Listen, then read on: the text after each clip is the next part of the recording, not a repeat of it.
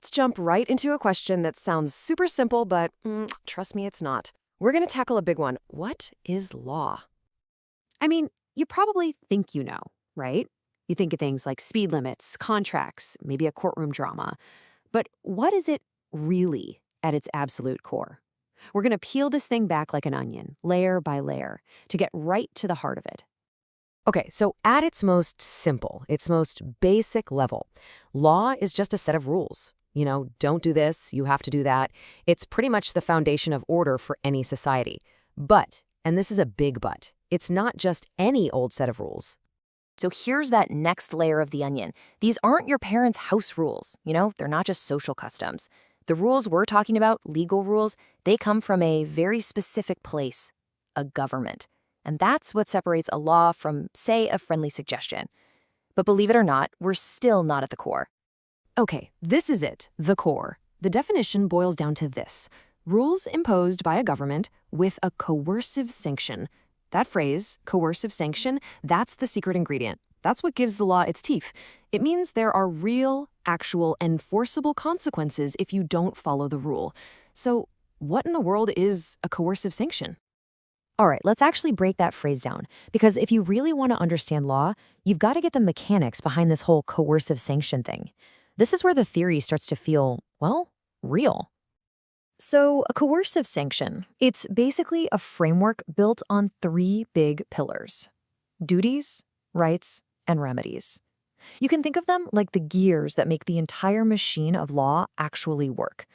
Let's take a look at the first two, because they're really connected. Okay, so you've got duties and rights. A duty, that's not just a good idea. It's a binding obligation, something you have to do or not do. And a right, well, that's not just something that's nice to have. It's a real, formal entitlement. They're basically two sides of the very same coin. It makes perfect sense when you think about it. If I have a duty to pay you for something, you have a right to get that money. If you have a right to be safe, then I have a duty not to hurt you.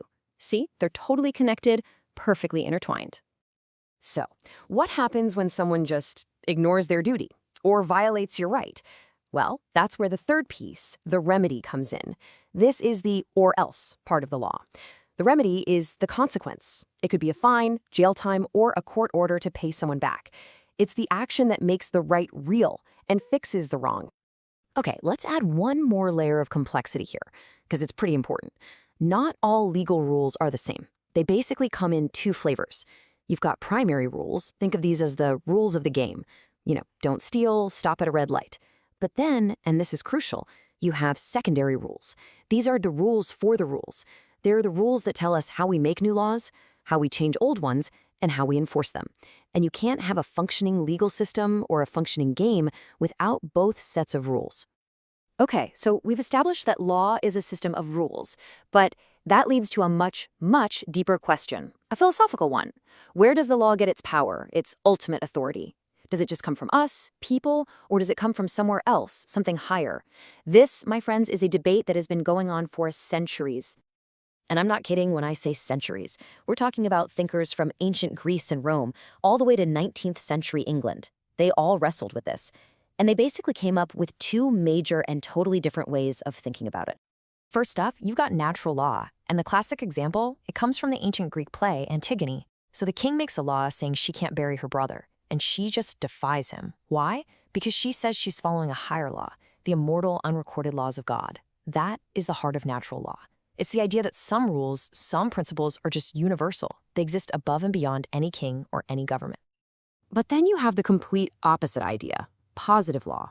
And this view, which we see here from the Roman jurist Gaius, is way more down to earth. It basically says, nope, law is just what we humans decide it is. It's not something we discover in nature. It's something we establish for our own government. It's what is posited or, put into place by people.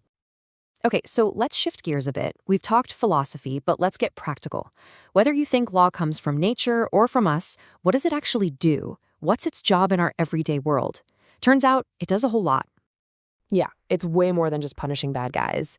Law regulates pretty much everything, from traffic to business contracts. It gives us a way to settle arguments without, punching each other.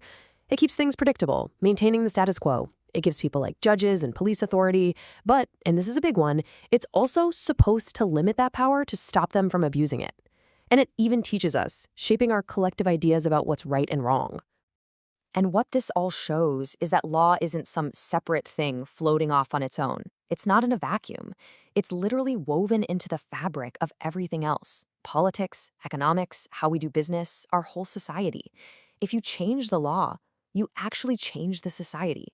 So, inside this big, complex web of rules, there's a definite hierarchy, a pecking order. Remember we talked about those secondary rules that organize the whole system? Well, we're about to talk about the most important one of them all. And here's the key thing to get. Not all laws are created equal. Some rules are just flat out more powerful than others. And that creates a very clear structure and organization right inside the legal system itself. A lot of people visualize it as a pyramid, and sitting right there at the very top, the absolute peak, is the Constitution. That is the supreme law of the land. Every other law, statutes, regulations, you name it, everything below it has to follow what the Constitution says. If a lower-level law contradicts it, boom, it can be struck down.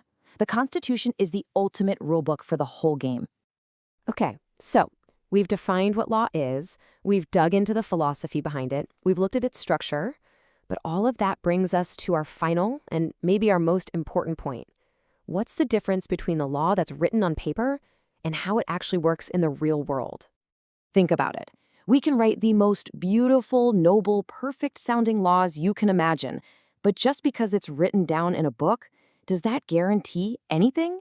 Does it mean justice is actually served in the real world?